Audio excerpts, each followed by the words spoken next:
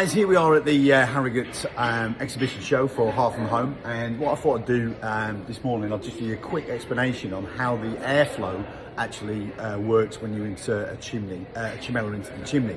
So if you take the chimella and you place it on the inside of the chimney, all you do, one click, lock it in place. Now what actually happens there is it stops the airflow from coming, the cold air from coming down the chimney and the warm air from going up the chimney.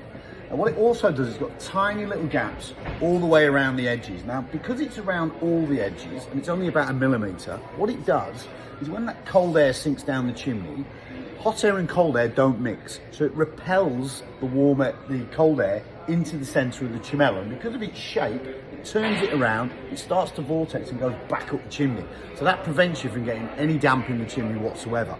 What it also does is the warm air now is not all being drawn straight out of the house, so the air pressure builds up on the inside and that becomes a barrier as well. So even though this is a thin membrane, it's thin so that it can manipulate itself around all the different edges in chimneys, because chimneys are all over the place.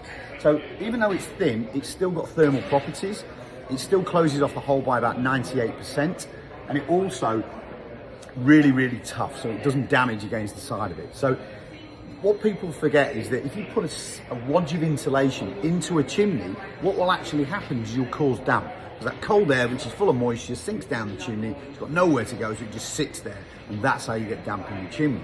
Now, putting a chimella in there, even though it's a thin membrane, is using air physics, basically to turn that cold air around and to stop that warm air from leaking out of the house. So pretty much, that's all you need to know.